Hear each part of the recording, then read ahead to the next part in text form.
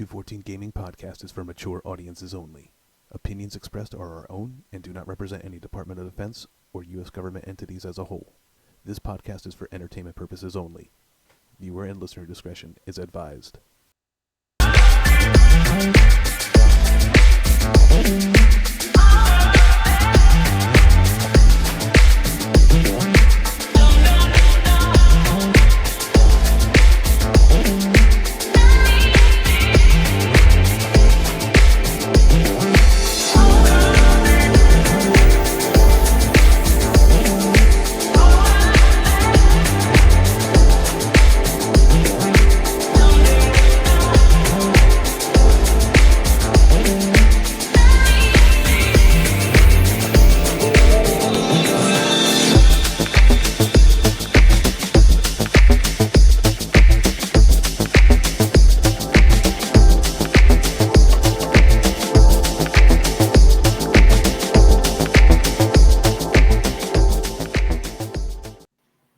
You know, every time I see that ending and I see us at the baseball game, I just keep on missing baseball more and more.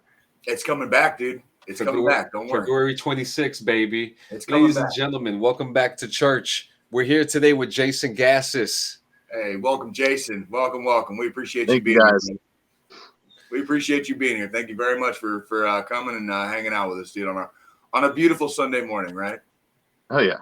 Where is Sunday morning for you right now? Currently we're in South Louisiana, so. Okay. Are there any towns of note in your vicinity? Like, or how far away are you from Lafayette? We're about 5 miles. We're about 5 miles outside of Lafayette. How far? About 5 miles outside of Lafayette. Okay. I was gonna say, like, between like New Orleans, Baton Rouge, and like Lafayette. Like, I don't know too many other Louisiana towns. You know what I mean? Like, those are kind of some of the more main ones, I guess. Good morning, Ronnie J, my man. Good morning, Drill Sergeant. Good morning, Drill Sergeant. Fuck yeah, dude. Oh, Ronnie. So tell me. So you are a veteran. That is correct. Yes. Yes. And can you tell us just a little bit about your service or your time in service, and maybe a little bit about what you did and what you thought of it? I guess maybe while you served. So shortly after high school, I joined the Air Force and ended up getting hurt. Was medically discharged. Was out only a year. What did you do? Oh, I was weapon systems in the Air Force. I'm sorry, I apologize. Say that one more time. I was weapon systems in the Air Force. Did you enjoy it? It was all right. Okay. And it was kind of boring. It was more paperwork for me than anything. Oh, okay. So when you said you were medically discharged from the Air Force? Yeah, I was medically discharged. Texas heat had asthma. Jesus. The asthma in that area. So they put me out because you can't have Air Force, or you can't have asthma in the Air Force. I got all. Okay. Yeah. So and then you ended up going back into the service. Is that correct? I did. I went back Army. And holy shit. So you got medically discharged in the Air Force, and the Army's like, fuck it, bro. Come on in, right? Yeah, well, it took me like 6 months of tests. So I was out about a year before I went back into service because they had to do all their tests. Okay. And then I'm assuming like made it through your training. What was your MOS in the Army? Army, I was a cook. Okay. First duty station was Fort Polk, Louisiana. Absolutely hated it. And then went to Korea, Bragg. At Bragg, I got the opportunity to work behind the wire. Cool. On Good for you. compound. How was that? Tell us about that. Can you tell us what you were allowed to share. What I can say is I'm sorry. For those who are not familiar, on Fort Bragg, the term behind the wire means he worked with the special people who do special things, right? And so that's why I'm asking him about his experience here. So I apologize for interrupting. Go ahead, brother. Oh, you're good, man. It was a great experience. It's one of those things where your metal is absolutely tested. If you can't do it by yourself, you probably cannot do it. Right. But those guys were the reason I actually got promoted to E5. Like they pushed for me to get promoted. Good shit. After that, went to Alaska and was the food service NCO IC for the Black Rapids training site, which is the Northern Warfare Training School up there. Good for you. Good for you. So you got it as a Army cook. You fucking made the rounds. Oh yeah, yeah. That's fucking badass. I love to hear that. I love hearing that, especially as a 92 golf myself, hearing the other opportunities, because you see, we don't get to do a lot, but we do have the opportunity. Well, you guys have the opportunity to go pretty much anywhere in the fucking world that the Army is, which is 1.5 billion different places. As long as you show some, I guess, resolve or stay in long enough, you know what I mean? Like some of those, if you keep trying to be good at your job at being a fucking Army cook, you can. Some of those better positions will start falling in your lap. You know what I mean? Well, yeah. Most people don't understand that cooks probably have the most opportunities in the Army. One of those being the C8 program, which I wasn't able to join, but it actually puts you. What does that program do? You're pretty much a private chef for congressmen or even the president. Yeah, I have a good friend of mine. He was actually the private chef to Michelle Obama. Awesome. So I have a question about that too. He was short, wasn't he?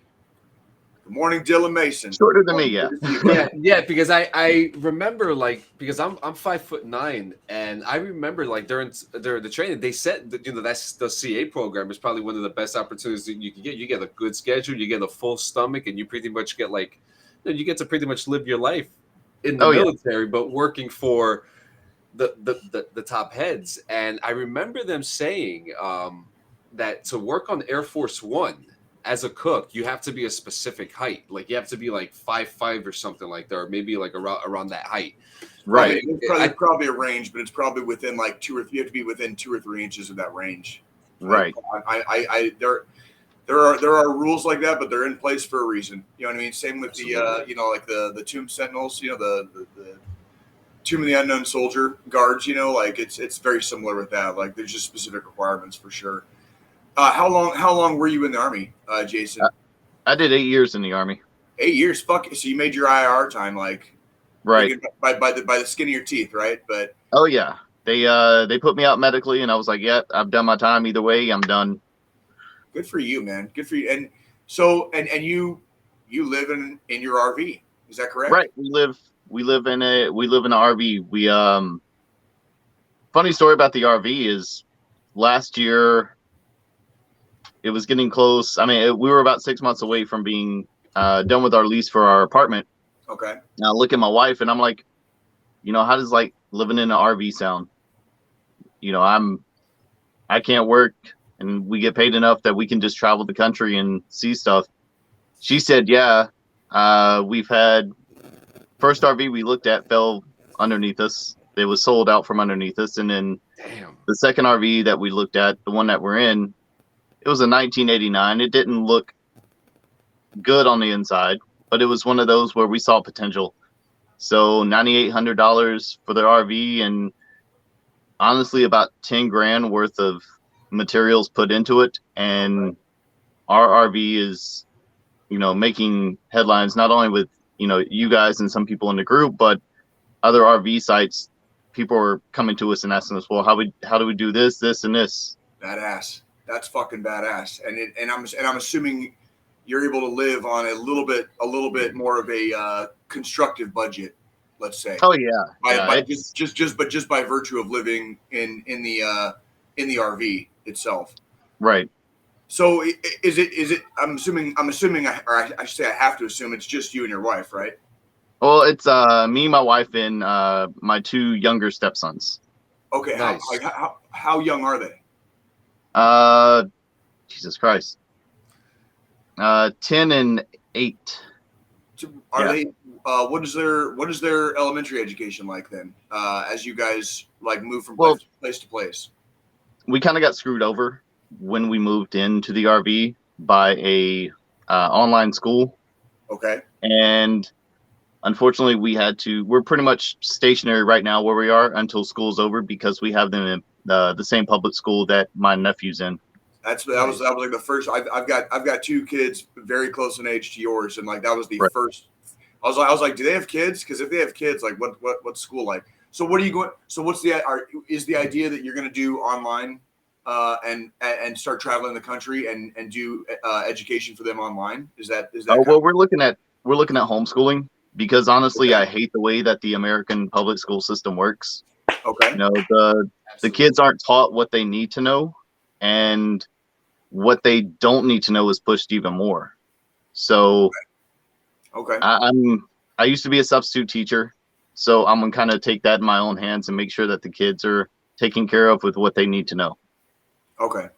So it's more of a as far as education goes, more of a common sense approach to it versus like memorizing the answers to a test. Right. Right. The Socratic method, so to speak. Right. Yeah. Got you. The old school way.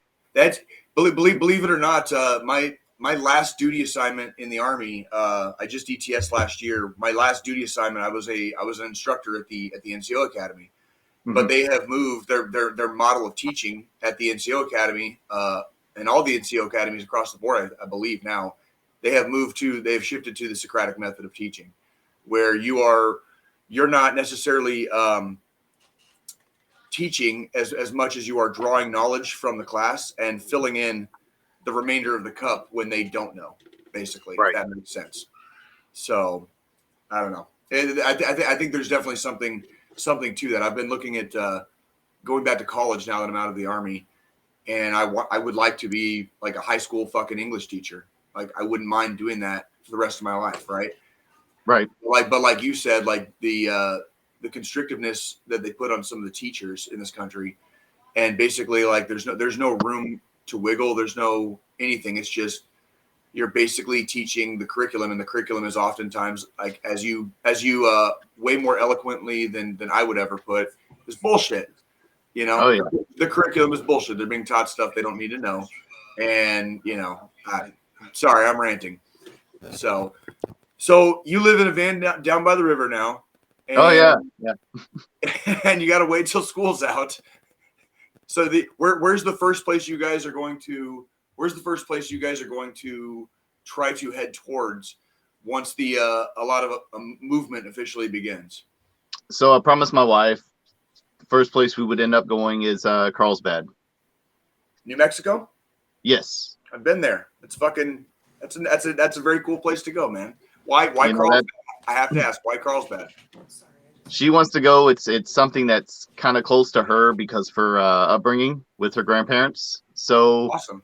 I'm like, yeah, let's go see it, and then we'll just spend a few months in that area because I want to do some mountain climbing.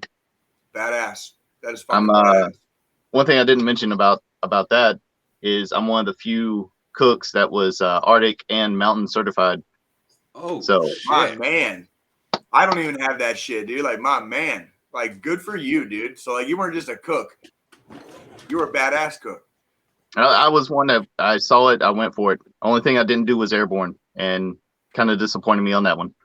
I missed airborne. I think there are a few things in the Army I wish I could have gotten around to doing, but I got stalled out. Like where you were in 2 services. Like I had 2 MOSs in the Army, and it kind of it precluded me from doing a couple things that I would have probably done if I had done like this or that instead, earlier in my career. But it's one of those is what it is things. You know what I'm saying? Like I don't have any regret. Of the things I didn't do. I do wish that I had done a couple of things that I didn't get the chance to do. There's definitely airborne is on the list, but it's a lot lower. For me, it was. I wish I could have gone to Ranger School.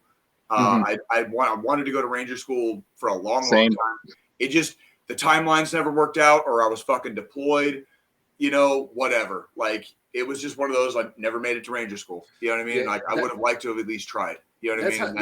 That's how it was for me too. Because for something, all cooks want to go airborne. I've noticed that it's a big thing. Airborne, a lot of 92 Gulfs want to go airborne. And I was in Fort Benning, and I lived like, if you go to my backyard, you could see the airborne towers. Jump towers, yeah. Yeah, I lived right next to Jump Towers. And it's like it's a big thing, you know. A lot of cooks want to be airborne, and it's not a bad thing. I wanted to go myself, and I had a great NCO who set me up, and then, you know, bad foot came, a surgery came right after that, and you know that was the end of that. Now, as a cook, and it's so crazy that this is so surprising because you had the cook whites, right? Oh yeah. So Yeah. okay, so what was your technique to keep them fresh? Oh, good question. I washed all of mine. So I was doing everything I could to keep them white. Even some kind of it had some kind of old lady on the front of the bottle, and it was I know what you're blue, talking about. but it whitened everything. But with us, most of the units I was in, it wasn't about how white they are. It was about the creases. Yeah. And we would show up to work, and I was one of the ones I wasn't going to be outdone. I had an NCO that would crease pictures into his cook whites. Well, I showed up one day with the Adidas logo, and I got the day off. So, you know, I kept that going my entire career, where I would do something into the cook whites as far as like a logo or something. And I did that as motivation for myself to keep me going, because I'm ADD as hell. But then it was also for, you know, other soldiers to see, oh, well, this dude's doing this and he's getting time off. Maybe we should do it. It was very motivational. Yeah. It upped the standard. And that's the best thing, because a lot of people look down as cooks because they think that we don't do anything, you know. Sometimes we miss PT on Thursdays. Anybody, it happens. A lot of I think the vast majority of the bitching good morning, about cooks, Anthony. Good morning, Dylan. The vast majority of shit talking on the cooks in the Army, you know, it goes down to the lowest. It's at the lowest level. Well, the thing is with with cooks and shit talking, every MOS would shit talk a cook in garrison, but as soon as you were in the field, your cook was your best friend. That's exactly right, and especially and coming from the infantryman's perspective, like I used to tell my fucking soldiers, like, I don't care fucking how much or little we get put on our plate for, you know, hot chow.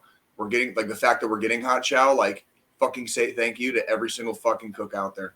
Don't ever shit on your fucking cooks. Yeah. No. And, yeah. So what year did you get out? I got out in 16. Oh, the same year I did, actually. Interesting. So you used the containerized kitchen then, the CK.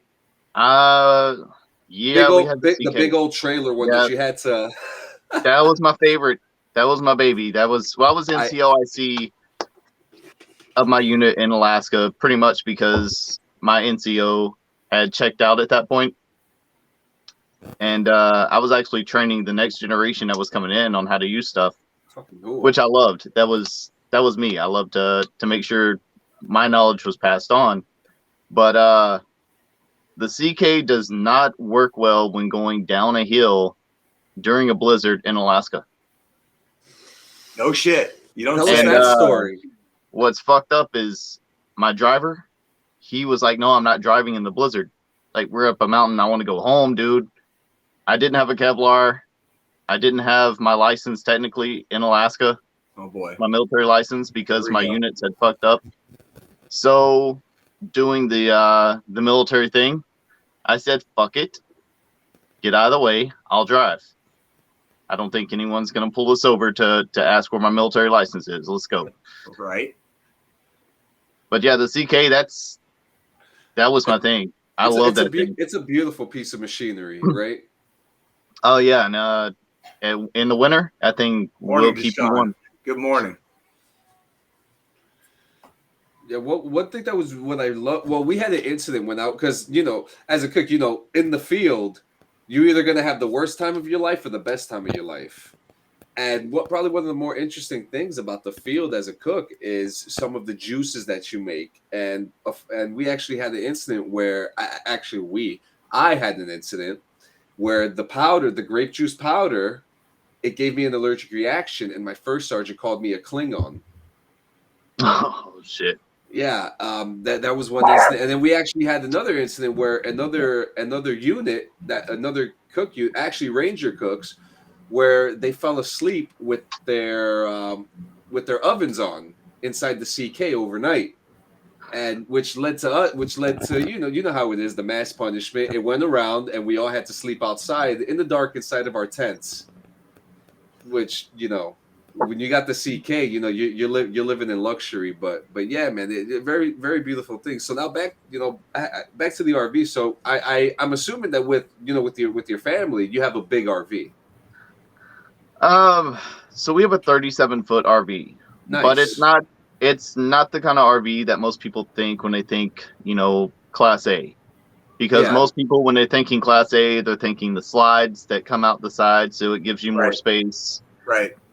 Ours is technically listed under as a bus. We have no slides. We have about 7 feet, 8 feet from wall to wall throughout the entire thing, and it's about 34 feet actual livable area. Okay. That's fucking great. So, there's 4 of us in here, and it gets cramped at times, but it's been the best thing on my mental health. It's funny. It's funny, is it not? The things that we find cathartic after our experiences. I've even during my transition last year, getting out, and then now that I've officially ETS'd, I have found multiple things that I do not know why it soothes my soul, but like I'll be in the middle of doing something, and I'm like, damn, like this is just kind of cathartic. You know what I mean? Like it just feels good. Doing this thing, whatever that thing is. You know what I mean? Oh, God, beanie weenies in the can, the little small can, remind me of the damn Jimmy Dean's. That used to be fucking poke bait that I would take to the field. I used to take that shit to the field, dude, like this poke bait, dude. Like, yep. Yes, dude. Yes, absolutely. That's, dude, my man. Man after my own heart right here, ladies and gentlemen. Yes, sir. And when we come back right after this quick break, we're gonna dig more, and we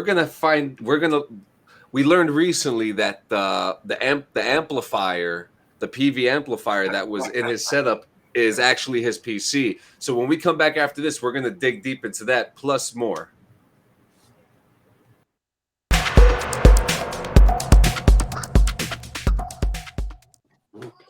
Remember, guys, you can't eat ass without Rogue Energy. Use code DD214 today for 10% off. And I just got to ask a quick question before we ask about your setup now. So with the space, I can imagine it gets a little difficult sometimes to, make a little love. How is it? Yeah, like how is it so quiet right now? The kids are in the back. Are you? Do you have like a room partitioned? Is that kind of like? No, it's completely open. The door's completely open, or it doesn't even have a door. So interesting. But it's so you just have 2 well-behaved children. Sure, okay. They're just distracted right now. They have their switches. Right. They're playing Fortnite or whatever, so they're just distracted right now. Yeah, that was a dad joke. You got a 10 and an 8-year-old. I got a 10 and a 7-year-old. So yeah, I got 9. I got a 9, 7, and 6. So John's totally fucked. Like, yeah, they keep on. I'm telling you, But yeah, seriously, how do you? John, I think John asked a very pertinent question. How do you and the old lady get down to business when it's time to do that? So the good news is even though the jacks are down, the stabilizer jacks are down, this thing will still rock when you're walking through. So we just say it's the wind. Say that one more time. We just call it the wind. The wind. Well, there you go. Too easy, and that's good. So when in a couple, do you have boys? Yeah. So in a couple of years, there's going to be a lot of wind blowing through there, like every night. God, and probably like 3 times a day, right? Like, like when they discover All right. So funny thing about that is I do have a 13-year-old stepson, that her oldest son, and of course he had the talk from his dad, but we told him that if he ever has that urge, just let us know that he's got to go to the shower house. Fair. I mean, you know what? I don't disagree with that approach, because I think taking that more honest approach with sexuality and raising them in a healthy environment where they understand it's nothing to be ashamed of, and their body is nothing to be ashamed of, and the biological urges that occur because we are hardwired to fuck from from age like 12 to 14ish all the way until in like well into our like fucking 60s. We talked about the Yule not too long ago.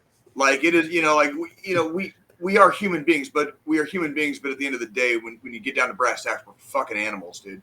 Yeah. And animals like to fuck, and so, I'm just throwing it out there. I mean, but it's nothing to be ashamed of. That's my whole point. Oh, no, it's but it's awkward, and it's awkward when you're a fucking teenager. It's so fucking awkward. You guys remember what that shit was like? How fucking lame that shit was. Like how fucking. Yeah, but remember I know how much of a fucking loser I was when I was a fucking teenager. Like how big of losers were you guys? You know what I mean? Like we were all fucking like just these awkward ass little fucking shits. I wore raver pants, so raging with fucking like testosterone and hormones. You know what I mean? Like holy shit. Those are positive vibes. So the setup now. So you're on PC, the Nintendo Switch, Xbox. Are you on PlayStation as well? I'm not. I got to get another PlayStation. Okay. But yeah, that's every other system I have. Yeah. That's really cool, man. So what games are you mainly on, and how do you balance your time in between each one? So for the most part, it's Fortnite, which I only play when my buddies are playing. Same with me and Joe. When I have downtime, it's Minecraft or one of these other first-person games that I can just chill to. That's awesome. You said you have do you have Game Pass on the Xbox? I do, yeah. Have you ever played Myst? I have, yeah. Myst a long time ago, yeah. I was gonna say it's on the Game Pass, and I just played the shit out of it and beat it because I played the fuck out of it in the 90s, and I had a really good time. I was all about Myst. I was gonna say you seem like the kind of guy that might enjoy that game if you've never played it, but you obviously already have. So it was a very popular game. So I apologize. How old are you again? 37. 37. Okay. Nice. Does your wife game with you, or does she watch, or does she do her own thing? Like, so my wife, she does game. Only one game. She plays Mortal Kombat 11. Awesome. That's her game, not mine. Awesome. But my wife's more or less. She's the one that's like, go play a game. You seem stressed. Okay. I'm not, but okay. I have to say, we've only been talking for about half an hour, but I honestly have to say, good morning, Mark Anthony. Good to see you, bud. Gonzo Gone Gaming. I have to say, your family. It sounds like a very, very healthy and loving environment. You know what I mean? As far as like, the living in an RV might not be the most traditional thing in the world, but it sounds like your attitude and kind of philosophy towards life, and it sounds like you and your wife are very supportive of each other. I was a very angry person before she came along. Like, well, shit, a veteran. Most of us are angry as hell anyway. But yeah, my anger got the best of me. My anger got the best of me, and she's leveled me out to the point that I've become pretty much a hippie. It's pretty much been like the water off the back that we were always told by, NCOs growing in our careers, or, fuck it, it doesn't matter. It's become like that. Yeah, like any couple, we have fights, but it's not your normal fights. It's you ate my food, right, or something like that. Right. That sounds not like some Revolutionary Road shit, right? That sounds beautiful, man. That sounds beautiful, and I'm very fortunate to have a very loving and wonderful girlfriend, and I look forward to the day that like we're getting there slowly, but yeah, it's a work in progress. And how long have you and your wife been together? So we've been together for 4 or 5 years now. Okay. But we didn't get married until 2021. Okay. But it's one of those things where you basically like I get it. Like you to maybe to people outside the box, it seems like you're taking like a huge chance and a huge risk. But when you're inside and you see what's actually going on and you see the foundation of a stable and loving home environment, you know, which is really all we want for I would assume the next generation, and you know, for them to grow up in. You know, you take the chances that you think are going to, you know, perform the best, right? And Right. I can see that happening, you know, with your family. That's a cool thing, man. That's fucking badass, and Yeah. I applaud you for that. I applaud you for taking those kind of risks, you know, on love instead of fear, right? Yeah. So It's yeah. a very powerful thing. I also remember you mentioned that you're very big into retro gaming as well. Yeah. So what are some of your favorites that still blow your mind today that you played in the past? Oh, geez. I was big in the Game Boy. Like my first game system was the Atari 2600. Second was the NES. Third was the Game Boy. And honestly, it's always held that nostalgic special place in my heart. But when you turn around and spend $200 to have the ultimate Game Boy, right, it's Yo, that's what's up. It's kind of that killer app. And yeah, it's Pokemon Yellow. That's always going to be that ultimate game for me. It's going to keep drawing me back as far as that goes. But I didn't actually like gaming until Super Mario Brothers 3. Do you remember that movie with what was it, Fred Savage? Was it called The Wizard? Yeah. And they had like, it was basically like a preview for fucking Super Mario 3 because it like that was the big reveal at the end. You know? Yeah. Do you remember that shit? Like that movie was actually let my stepsons and my two biological sons, they've seen it. That's fucking badass, man. Like I showed my kids Princess Bride like last year. Yeah. Oh wow. Yeah, like last year was the first year I got to show them Princess Bride, but they liked it. Like it was cool. It was cool to see them enjoy it. You know what I mean? Fun fact about that movie: on set, Andre the Giant let out such a huge fart that it stopped the whole set for like a good minute and a half. And also another fun fact, because I'm a Robin Hood slut, the dude who was in Robin Hood Men of Tights, I can't remember his name, but that he was in Princess Brides. He was supposed to be the original Robin Hood before Kevin Costner was. So I'm a fucking Robin Hood nerd. Excuse me. So when I see these things, but so now your setup. So you have everything pretty much together, which I love because usually when you see some setups, they have the Nintendo Switch in the bedroom, the Xbox in the living room, the PC in the office. So and then on top of that, Joe, can you pull it up for me, please? You have multi-screen setups as well that you also mentioned so that you could game and watch something or have the other TV being used for the kids. Right. So what's first off to start off, what is the PC? So the case is the Thermaltake Level 20 VT. It's a showcase case that they designed for guys that want to build these massive, intricate water-cooled systems. Nice. Obviously, can't do water-cooled because of vibration and everything, but I just like the way it looked. It was square, and I thought it was small. Yeah, it's not. It's not small at all. It is a brick.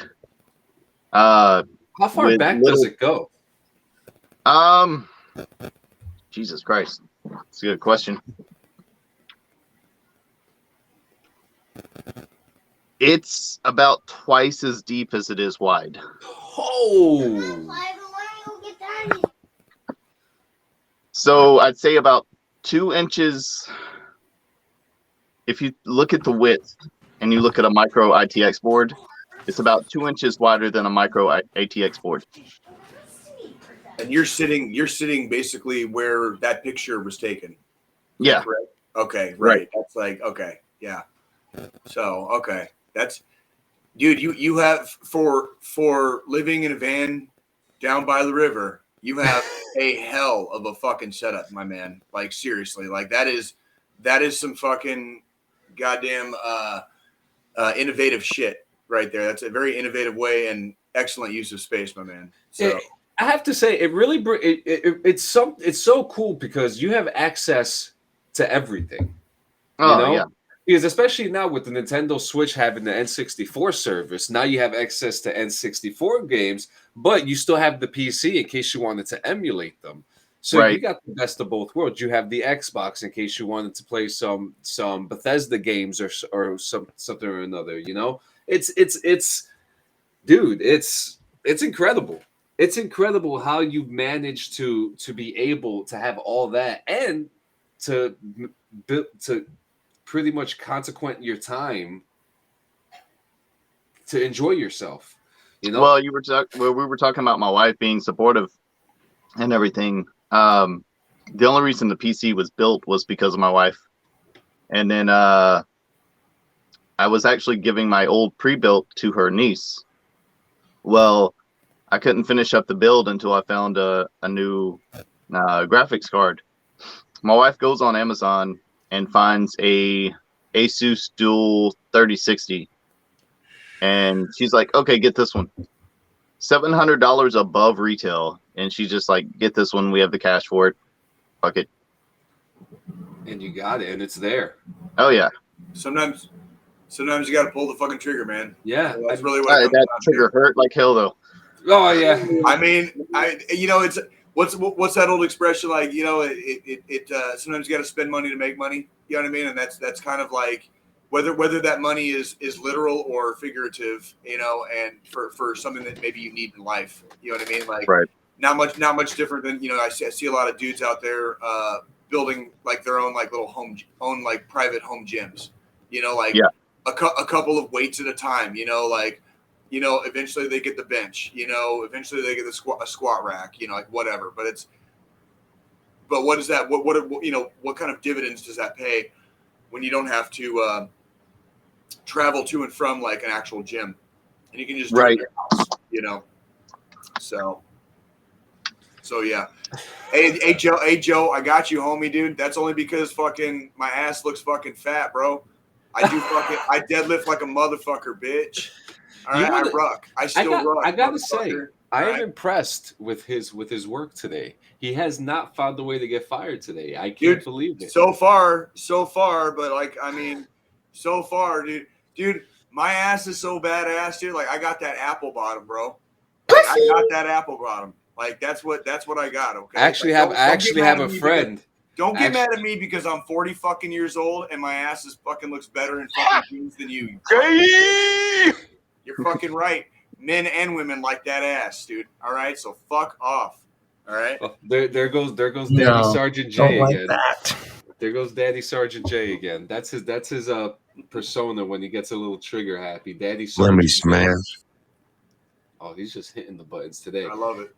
Yeah, man. Yeah, so, I mean, dude, I'm highly impressed, man, and I like you even more because you're a brother, man. You're a 92 golf, you know. We were using Kiwi to keep them boots clean, no matter what, man. It was.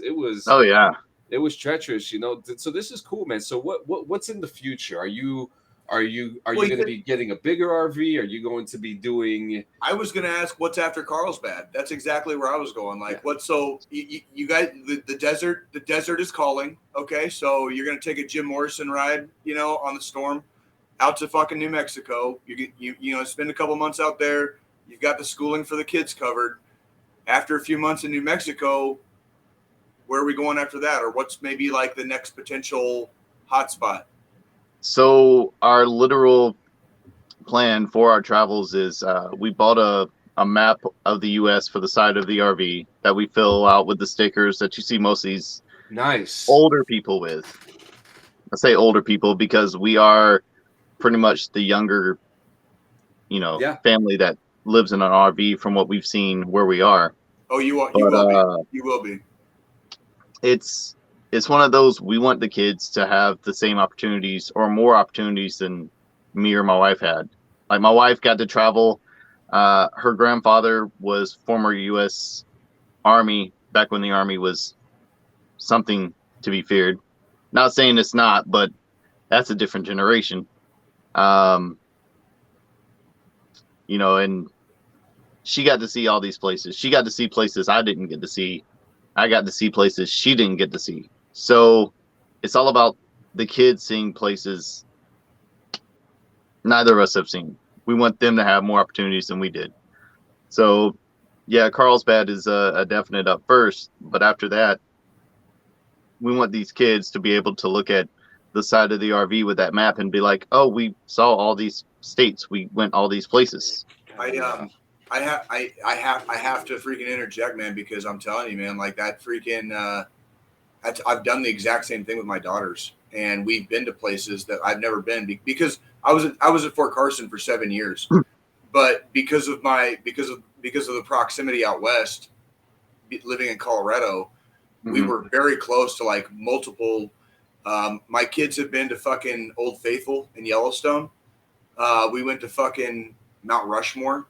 You know what I mean? Right. Like places I'd never been, but You went to that guy's grave? Doc Holliday's grave, Glenwood Springs, Colorado. Yes, I was gonna say, Jason, if you need any ideas or travel routes, I've got travel routes, like actual just go up here, take a left on highway, blah blah blah, and just travel that highway for 50 fucking miles and be amazed, right? Like I fucking love road trips, right? And I love what you're doing, and having those kind of like, it's a lot of it is for the kids, you know what I mean? Like when I got back from my last deployment, I took my daughters to Disneyland over New Year's. Like I planned the whole fucking thing out. Like we stayed in the fucking Disneyland hotel, like because I could, because I was back from a deployment. Right. I mean, like why not? I got the money, like fuck it, let's do it for the kids. You know what I mean? Like, and I get it, man. Like that is fucking amazing.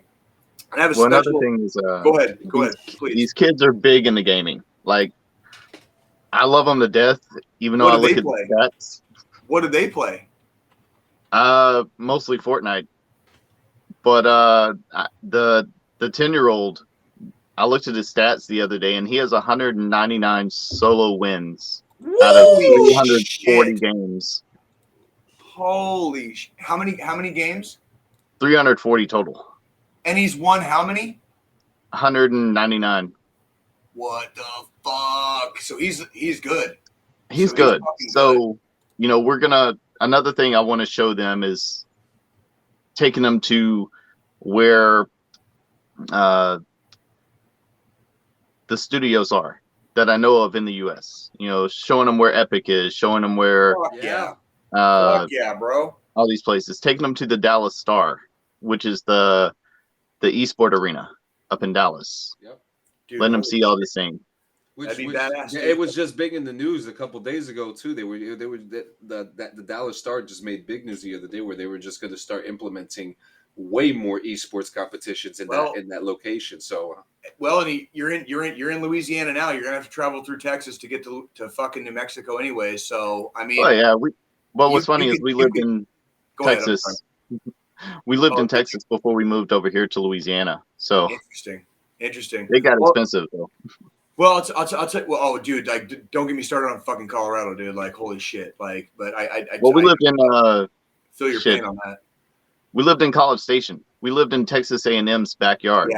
Yeah. So we were paying $850 for a 2-bedroom apartment, and they were about to raise it up to $1,200. So yeah. And now I pay about $600. Inflation went through the roof this last year, and when I was ETSing, and like it crushed my I fucking. Have you ever seen that scene at the end of fucking Hot Shots? It's Charlie Sheen, where like he's like coming in for a landing, and then it's just like a plane with no wings just fucking like smashes to the ground. Like that's pretty much how I landed in Kansas City when after I ETS'd and me and my kids moved out here. It was like that's basically how we got here. It was just like a fucking crash fucking landing, dude. Because it was like inflation went through the roof, and it was like, okay, like I'll do this now, okay, roger that, and yeah. So So, the thing I love about being mobile too is you can play. Like, if you want to go to Dallas on the way to Carlsbad, New Mexico, you can. Yeah. And that's basically like, and so there, you can literally pick spots on a map, like you said, and say like we know the end destination is over here, but in between here and there, let's go find some cool shit, right? Is that Right. basically like the idea? That's it. See what the U.S. has to offer.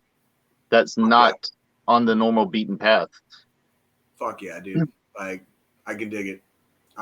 Like, I love it. I love it. John, we're at 45 minutes, man, because I've been rambling Okay. and not giving our guests. What do we got for news? Well, actually, when we come back right after this break, we will do the news, which is, I don't know, you want to do the Russians first, or you want to do the acquisition? Oh man, ooh, I don't know. Flip a coin and you decide. Dealer's choice, dude. Oh, ramble time. I'm poor. I ain't got coins. Think I'm rambling already, dude. Like, don't get me started on fucking Russia. All right, you call it. What's it gonna be? Heads, acquisition. Heads. What do you got? What is it? I can't see it. Tails. All right. Russia. Is it going to be right? All right. Roger that. So when we come back right after this, we're going to talk about Russia. Heads I win, tails you lose.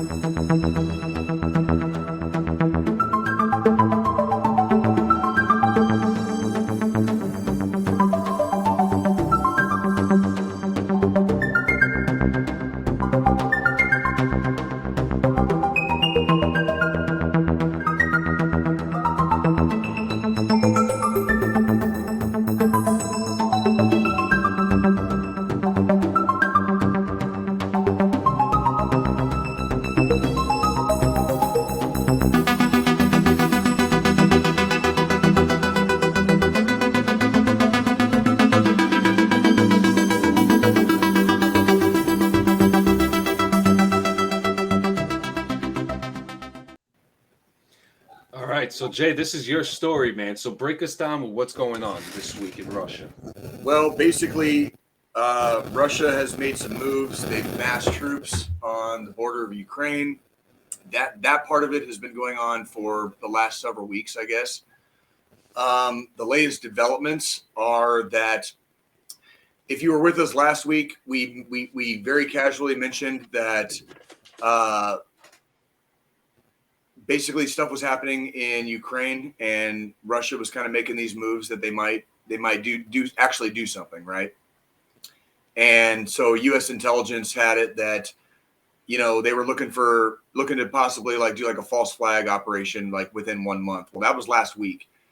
In the last 7 days, several European nations have basically called Vladimir Putin's bluff, and there are particular weapon systems that the country of Ukraine has been asking for years and years, and nobody really wanted to give them to them over a certain amount. They've gotten some, but not very many as far as like holding off like a Russian tank invasion, right?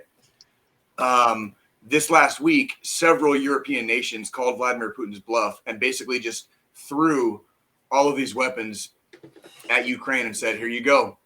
Like, you can have these weapons now." And basically, these weapons are anti-tank and anti-air weapons. So we're talking about laws, javelins, for my infantry brothers, stuff that like Ukraine would suffer massively in a Russian invasion. Yes, and we all know this is true. But when you're able to, when one infantryman with a fucking javelin can take out a tank by himself undercover, you know what I mean? It gets really, really it doesn't become very cost effective after a certain point. And when casualties and losses start mounting, you lose your public support, and that would be Russia would lose its public support of an invasion of Ukraine. And so now basically like the entire European Union is calling Vladimir Putin's bluff and saying, fuck you. So they just gave Ukraine a shitload of weapons to counter a Russian invasion, which again, the Russians would inflict massive losses, and it would be devastating to the country of Ukraine. But now Ukraine can fucking fight back and make it really hurt. Make it hurt Russia. And as of this morning, yesterday they put out yesterday or 2 days ago, they put out a notice for the U.S. Embassy in Kiev, Ukraine, for non-essential personnel to leave.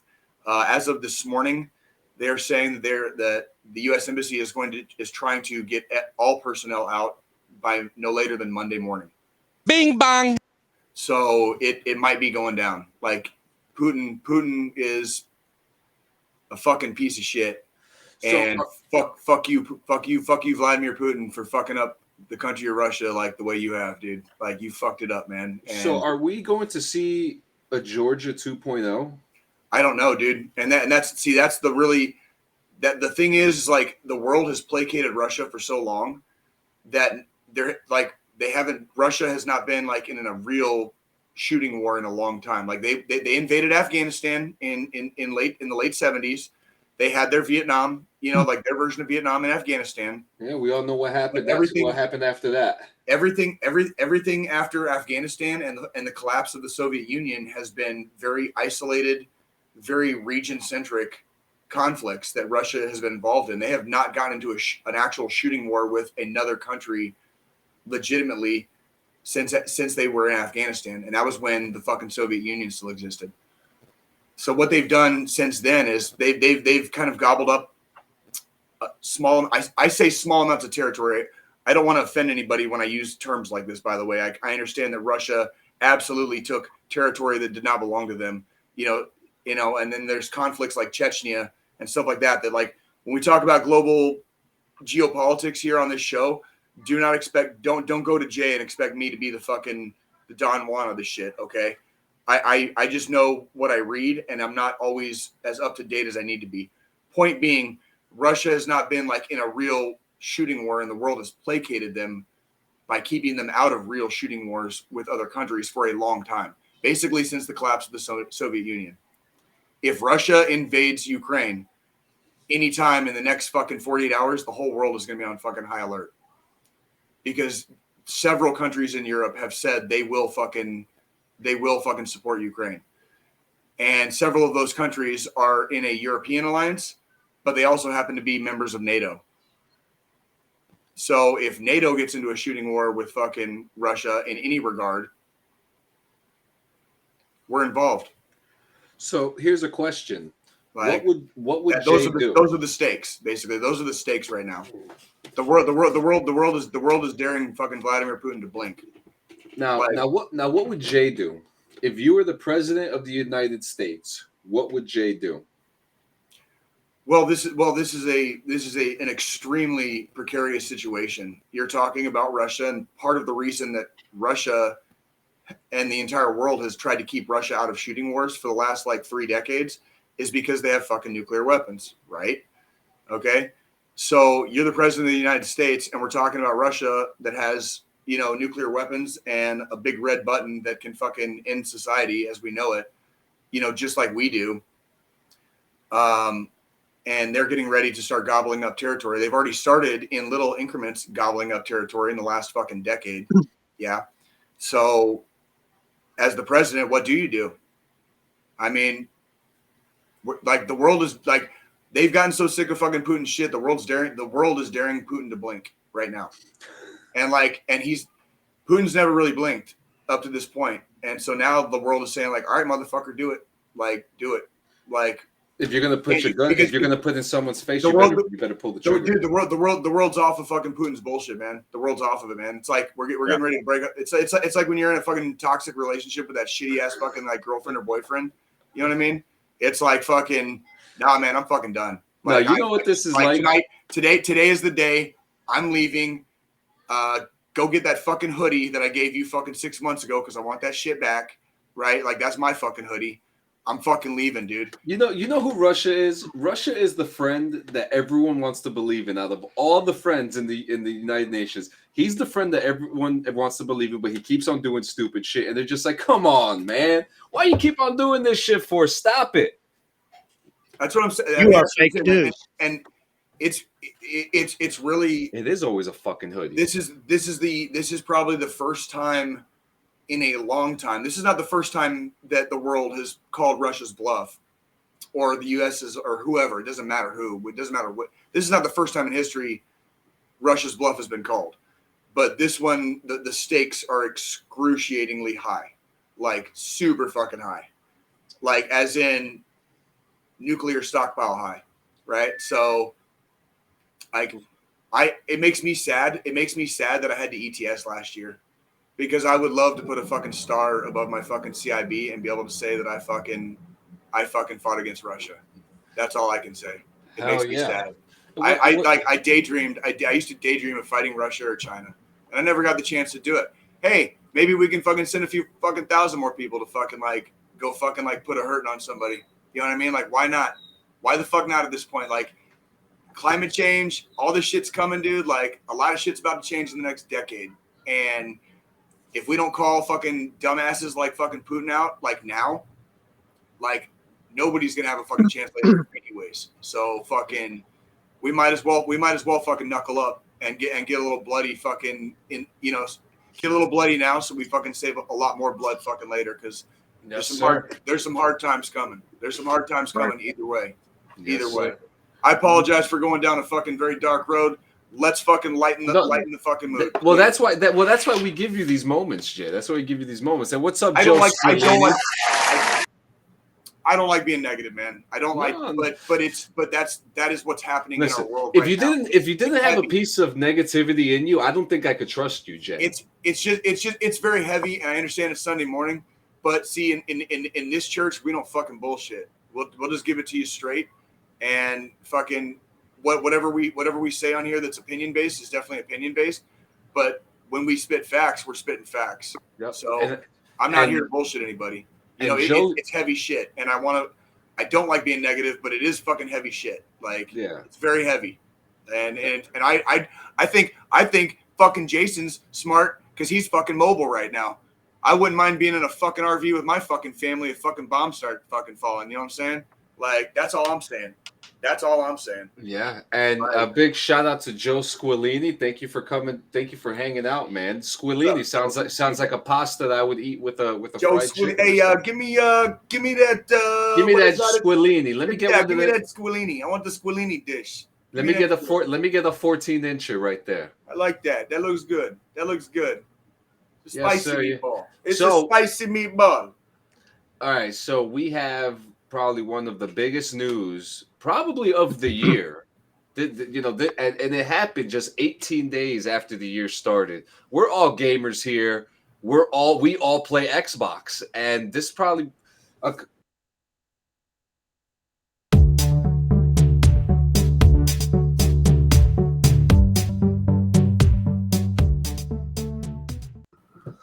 You want to fucking interrupt me like that again, motherfucker? Is that what the fuck you want to do? You're fucking fired, bro.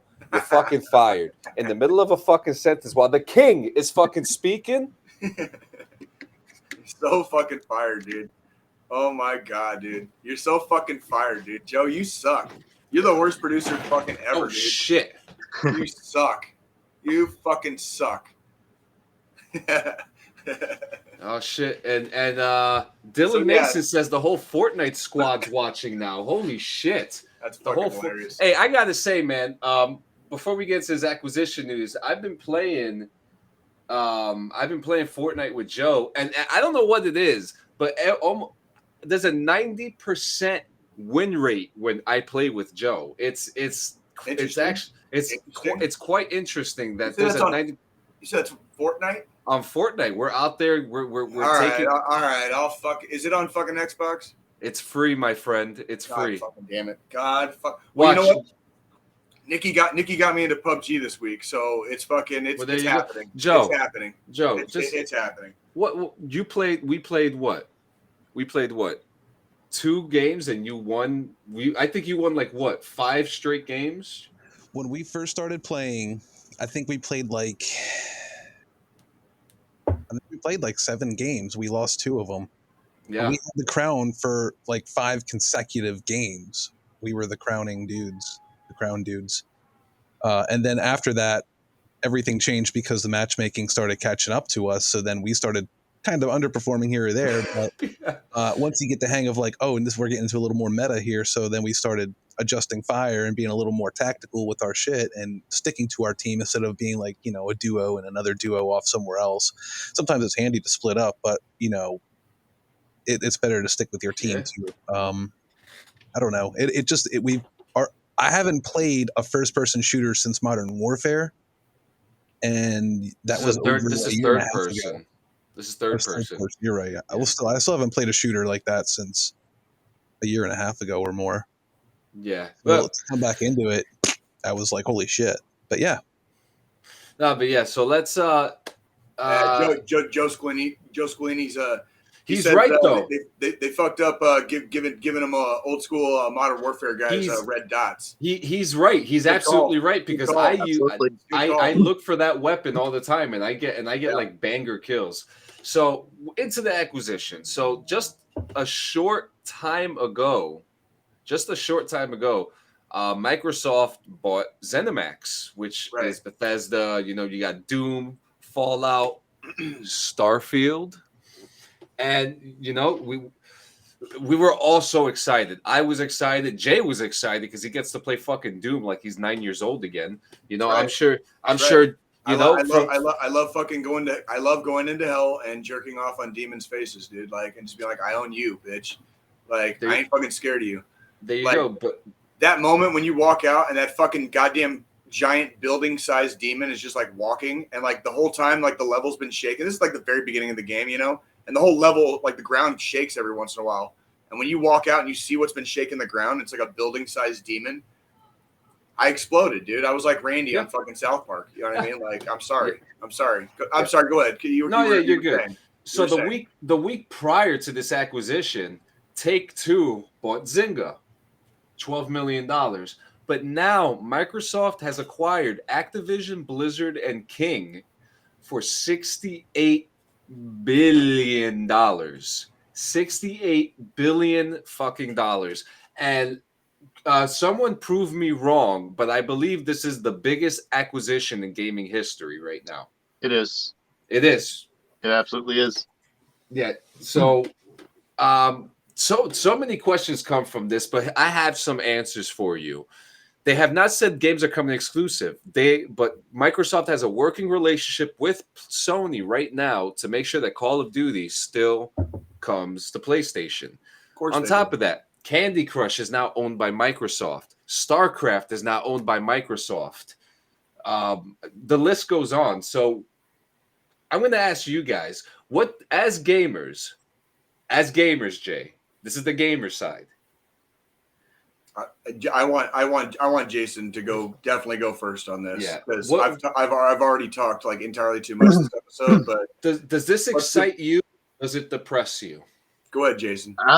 You know what? I've grown up Nintendo and Xbox my whole life.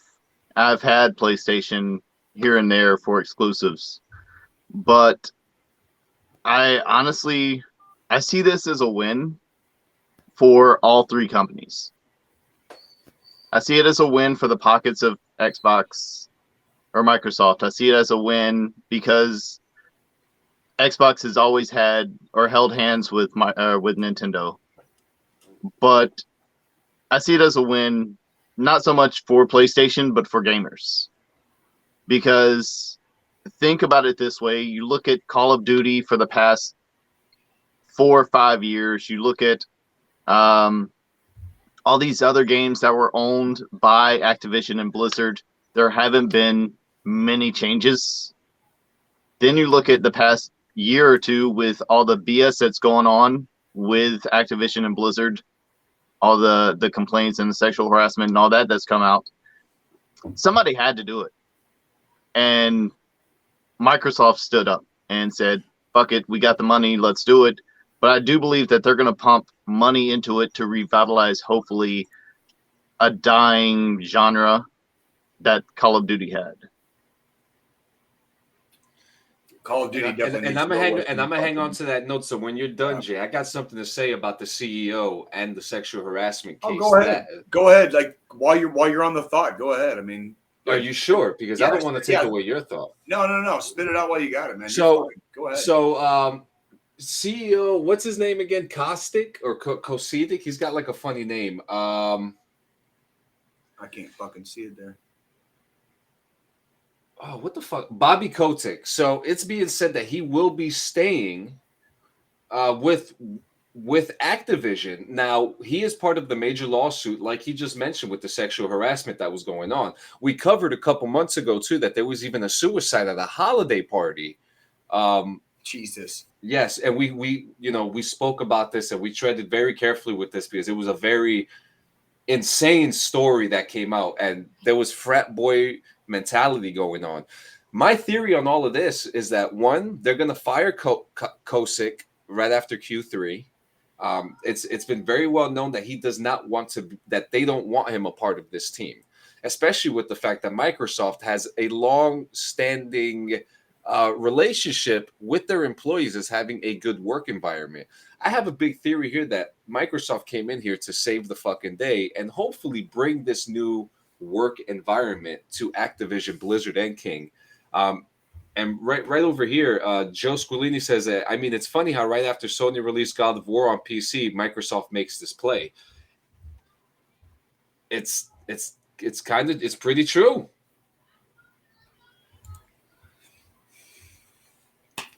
Cody, what did I just miss?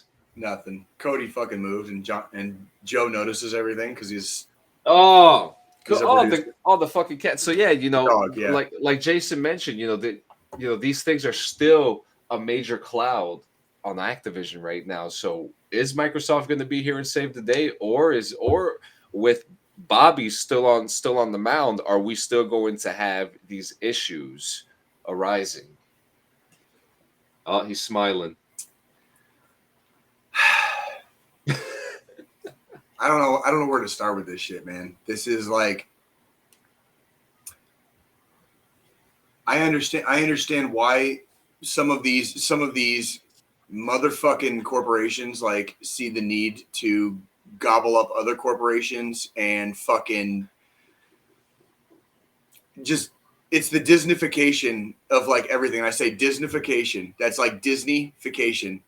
That makes sense. And it fucking of everything. And I see why they did this, because gaming, American gaming specifically, especially game producing, is in it's at one of the low water marks right now. Like there's not a lot going on. There's not a lot of super innovative shit happening. Everything in gaming that's happening right now is happening in Asia, in Japan and Korea. And Japan and Korea are having like high water mark years right now in innovation and development. Watching Microsoft gobble up basically what amounts to several more fucking gaming companies, to me is just like, we're just going to be fucking spoon-fed, our entertainment in yet another arena of life. So it's not just fucking movies and fucking Star Wars and fucking every other fucking thing we grew up with as kids because of Disney.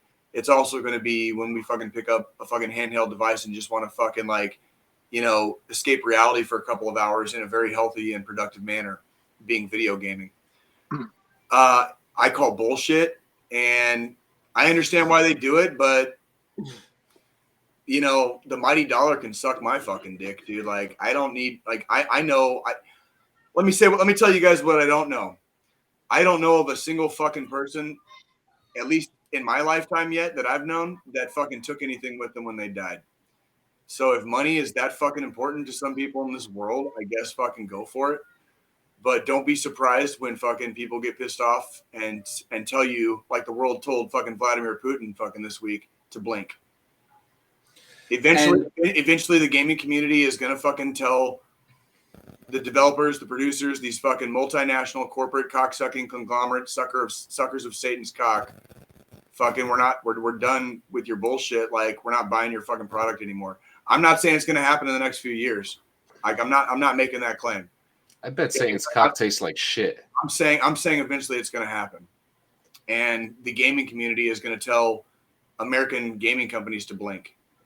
Well, after the acquisition was revealed, some positive news has come out of it. There's been talk of Guitar Hero coming back, which I'm not gonna lie to you, I'm pretty excited about that. And there was even talk.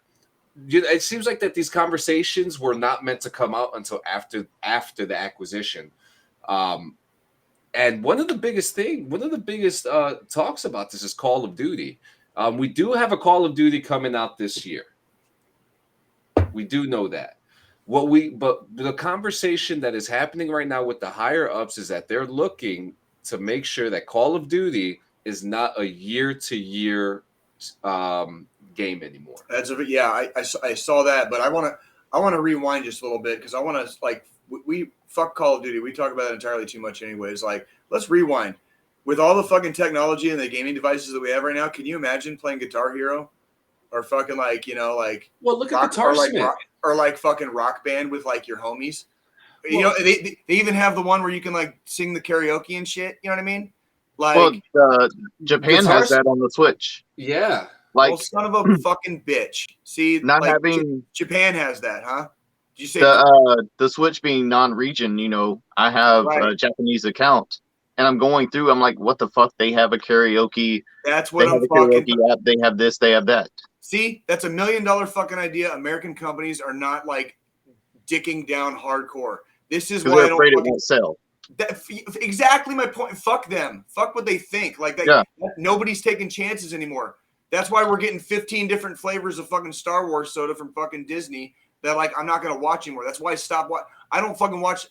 I haven't watched fucking well over fucking 2/3 or possibly 3/4 of the MCU fucking Marvel movies. Because I don't give a fuck. I don't give a fuck.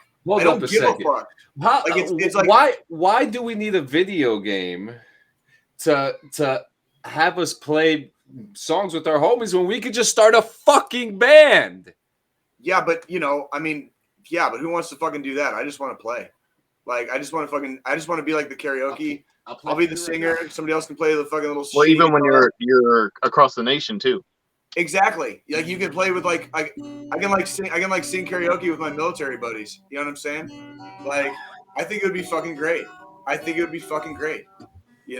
just saying. I'm just throwing it out there. I don't know. I just see that. I see all of this as I'll tell you what. The other positive thing, John.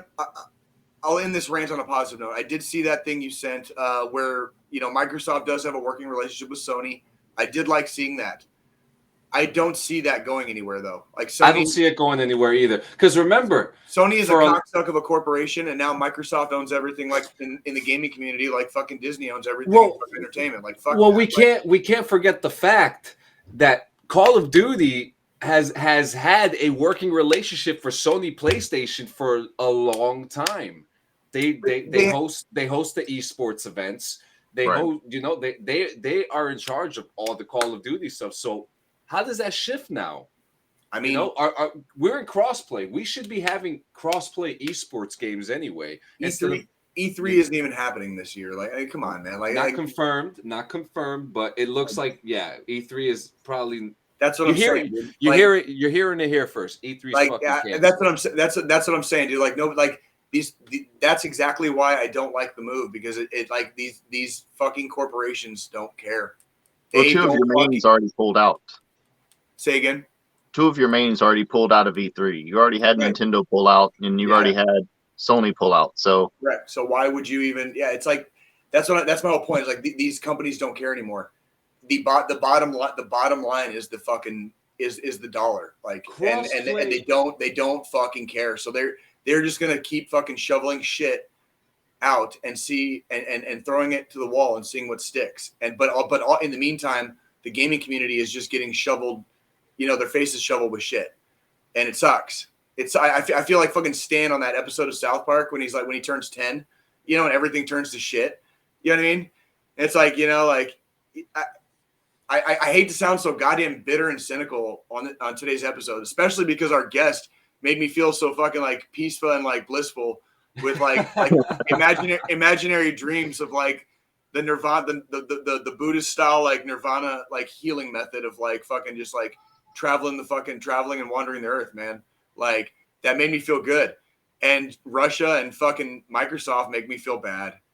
They make me feel bad. And I'm just sorry. I'm sorry. I feel so cynical and jaded right now. Like, I'm proud of you though. You haven't said fuck a country in a couple episodes. You know what? Because I realized in those earlier episodes, we had that whole shtick where I would, at least once an episode, I would say fuck Russia or fuck China, whatever. I realized not the people, they're and not the people, right?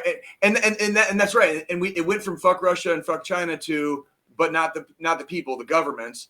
And then that's kind of where I've carried it to, like, if I have to clarify what I'm saying, I probably just shouldn't say it in the first place, right? Do you want to talk about that T-shirt design I made, and when I accidentally put that model with the CCP tattoo on it? Do you remember that T-shirt design? Yeah, vaguely, yeah. And what did I say? Well,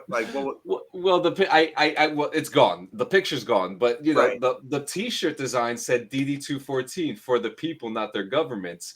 And we had like a really interesting conversation how it seemed a little too radical. And then you said to me, John, why the fuck does that guy have a Russia tattoo on his arm? He has a Soviet era tattoo on his arm. I'm like, yeah.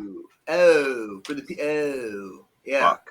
Yeah, that's like, and this is one of those things where we don't get overly political on this show, for reasons. We want to be inclusive to the entire gaming community. We are veteran. We are definitely veteran centric, but we are not veteran only, obviously. So we expect there to be a wide variety of political views within our community, and that's fine. That is totally fine. But we have to be careful how we represent ourselves, especially in a public setting, being a podcast. We do have to be careful because we don't want to come off as supporting X or Y or Z over what ultimately we do support, which is the gaming community and veterans, specifically veterans within the gaming community. All right. So if, it's one of those things where you just got to be careful. You just got to be careful how you market yourself. I mean, I'm a fucking 40-year-old fucking edgelord that dresses in fucking black and wears fucking sunglasses in a fucking basement. Right.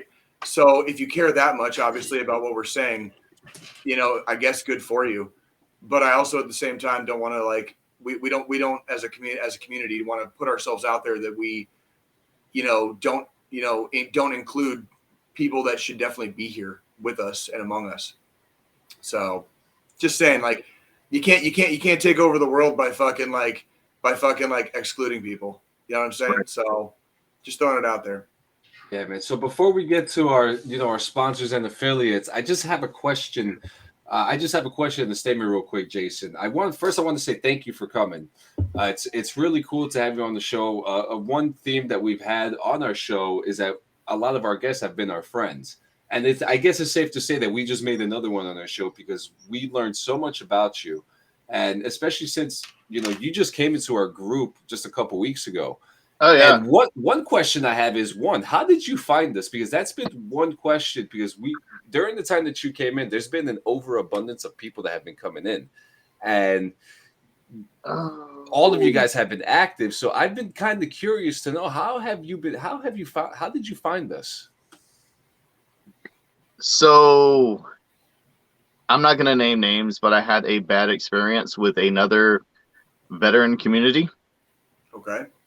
And I missed some of the aspects of that community. Like, it was fellow veterans, fellow like-minded people. So I just happened to put in the search bar on Facebook, DD214, because usually there's a lot of groups out there for veterans that'll pop it up there, like DD214. And I found the content page first, looked at a few videos. I was like, okay, these are like-minded guys, and then I saw that there was a group, clicked on that, joined the group. That's pretty cool. And then you interacted by sending us a picture of your rig. Oh, bro, that was I saw that post and I was like, well, fuck it, you know, I'll send a picture of my my whole setup. Yeah, and because of that, you became a guest on our show. Like, that's fucking badass, dude. That is fucking badass, dude. Yeah, I did say that, thank you for the activity. Thank you for bringing in those that you brought in. It's Absolutely. really cool because, this is a whole different world that we've never dove into before. And it's so awesome to learn about that culture. Well, what's funny is most of the people I brought in, we were all in the same veterans group, and we all experienced the same problem. It was very toxic, and we were in a group chat, and I told these guys, I wouldn't invite you to a group unless I checked it out first and it was legit. And they definitely followed me. They know that my judgment is somewhat decent. Well, somewhat decent. Exactly, and that is exactly what we are trying to avoid is that toxic fucking bullshit. And that's where, like, we start first as a community. We're not here to fucking, we're already a tribal community to begin with.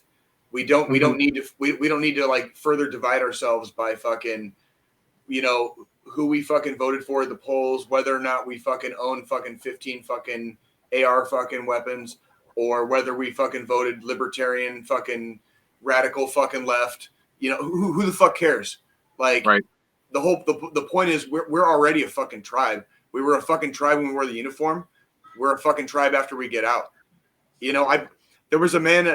Me and my old lady had a date night last night, and there was a man, an old man, like Vietnam era man, at one of the establishments that we went to, and he had, typical like Navy veteran. He had the fucking his hat on, but the ship that he had on, I happened to fucking know the name of the ship, but it had a really cool name anyways. And so I bought the dude a drink, and because it's like that was a badass ship, and I got to fucking the dude, like, he was a Vietnam veteran from that era on a Navy ship that has, it had a very fair share of its own history, basically. And so, yeah, like, it's that's the idea, is that no matter how far we go in life, like that part of our life, we will never gets taken away. And so we carry that part of our life with us for the rest of our lives. Why would we move away from each other when we should be moving towards each other and right. sharing the same fobs and foxholes, and in the long cold dark of night, coming together to assist each other like we did while we fucking served. Because otherwise, what the fuck was the point? What the fuck was the point if we don't do that for the rest of our lives? We already learned the discipline. We already fucking have our trades. If we are not helping each other and staying a community and burying hatchets where fucking, like, hatchets never had to be raised in the first place, we are doing ourselves a great disservice. So, sorry for another rant. My bad. No, that was a beautiful rant. And now, guys, remember, it's Sunday, so it is your last opportunity to eat ass tonight, and then have another cup of Rogue Energy for your PT session in the morning, and that nice drizzly cold if you're in the East Coast. Jason is going to drive from 5 miles outside of Lafayette, Louisiana to Carlsbad, New Mexico in one fucking shot. And it's going to be because of Rogue fucking Energy. There you go. When you need to stay up for 36 hours straight and fucking pull security on a fucking bed of darkness when your fucking batteries and your nods went out, you need fucking Rogue. Okay? And what's that code, Jay? What's that code for 10% off? DD214 Gaming. You will fucking hear colors and see sounds. It's going to be fucking amazing, kids. Take all you can. 300 milligrams of caffeine a shot. I dare your heart to try it. Absolutely. And also, we have a new affiliate in the family now. I don't think we have a caption for it yet, but guys, Kempo Tech, computer building and repairs. Check out Vanderlinder ITI64 at gmail.com. We're going to have a graphic for that soon, but if you need your computer fixed or you want a computer built, talk to Kempo Tech. And if you guys don't know who Kempo Tech is, that's our famous hacker who you just outed him. John. His name is Kempo Tech. You're from fucking New Jersey. You're not supposed to. John, we're gonna have to talk after this. You stupid. John. Who said that? You stupid.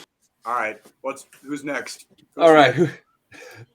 Hey, don't forget, if you need your CBD Delta 8 needs, if you want toothpaste, cream, fucking gummies, flour, rose blunts, whatever you need, make sure you guys check out blazeonlinenewjersey.com. Alex and Johnny, we miss you, man. Also the www.linktree.com/dd214gaming. You can see all our fucking links there. Make sure you guys click on that YouTube, hit like and subscribe, leave a comment, tell us how shitty we're doing. Also, go on anchor.com/dd214gaming so you can leave us a voicemail. But next week, you can actually call in next week, and we will have a number for you so that you guys could call in. Did you Spotify. Do Paleo Giant? We're gonna do Giant. Paleo Giant is next. Paleo Giant is next. My bad. Go ahead, John. No, you good. The paleogiant.com. Make sure you check them out for all your paleo needs. We just had a really cool talk with the Paleo Giant. He's going to have a really awesome cooking session for you guys very soon. Get ready for that. Do we have anything next? We're going into Spotify and all that shit. Oh, yeah. So make sure you Spotify. We have polls on there. We have questions on there. Guys, sometime soon we're going to be Spotify exclusive, so make sure you check out those videos. The videos are already there on Spotify. Hit like and subscribe. We see the numbers. We see what city you're listening in. We know who you are. We know who our friends are, and we know who our enemies are. And I know that you guys are listening. I know who the enemies are, and yes, I'm looking right at you in the eye because I see your cities being listed on the podcast. Yeah. So we know you hate us, but it's okay. Keep listening. Keep giving us some listens. I appreciate But it's okay because you still listening because you just want this. Taking up that free space. Taking up all that free space in your fucking mind. Yeah, and Taking also all that free space in your mind. Thank you, Joe. So the very last thing that I have here, we're making some changes to the roundtable because we're having some issues looking for some mechanics. They're not easy to find, apparently. So our first episode of the roundtable, you guessed it, infantry leads the way. It will be the 11 Bang Bang leading the way in the first episode of roundtable. We have casting calls. Right now, we are looking for 3 highly motivated individuals right now to be a part of that. So contact us today and check that out. Jason, would you feel comfortable taking the final thought for today? I don't think he knows what that is. I don't know what that is. So the final thought, we promote the Suicide National Hotline, the 22 a day. I'll take it. You're good. Yeah. Cool. You got to let the guests know before you ask them. I know. I keep forgetting that. Yeah, Joe. I blame Joe. I blame our fucking producer for not warning the guest. Like, hey Joe, you're fucking fired, dude. You're fired. Fire me, bitch. I love you, bro. I love you. Thank you. All right, check it out. Hey, it's been a hell of a week. We talked about some heavy ass fucking shit today. All right. If life is getting too fucking heavy, don't be too proud. There's plenty of fucking people out there that'll fucking be happy to take a few pounds out of your rucksack and put it into theirs. All right. And help you fucking keep moving forward. If you need help, call somebody. All right. If you've been having a long night and you've been imbibing, maybe had a few too many of these. All right. Nothing ever good happens after midnight. All right. I know I sound like your old Sergeant Major, but it's the truth. Nothing good happens after midnight. Fucking call somebody. All right. 3 o'clock in the morning. Fucking call somebody. All right. If you're on the other end of that motherfucking line, NCOs, all right, I see you fucking out there, NCOs. Answer your motherfucking phones. Nobody calls you at fucking 3:30 in the morning that you haven't heard from in 2 years for no fucking reason. So answer your goddamn fucking phone. All right? Somebody's fucking reaching out. I don't give a fuck if you're being drunk dialed by your fucking homie from fucking high school that you haven't fucking talked to in years. Answer your motherfucking phones. This fucking cell phone culture is bullshit. I don't know when it became fucking socially acceptable to not answer your motherfucking phone. All right? Because it don't happen for no fucking reason. All right? So answer your goddamn phones. If you're having a bad night, just don't. Pick up the phone and call somebody. Okay? It could be a family member. It can be a friend. All right? It can be the National Suicide Hotline, which is 1-800-273-8255. That's 1-800-273-TALK. All right? You know, and if you're seeing something, if things are happening around you and you notice some things are changing, if someone's reaching out to you, all right, help talk them down. Help guide them in the right direction. All right? One is fucking too many. All right? And as many as we're seeing in the last few years is a horrid fucking amount of it. All right? Someone out there fucking cares. So take the time. Don't listen to the bullshit in your head. Talk to somebody about it. All right? People depend on you. Your future self will thank you. That's all I got. And guys, see you next week. Thank you so much. And make sure you check us out for next week for breaking news when Microsoft buys the world. See you guys. See you guys next time. Go Chiefs. Chiefs.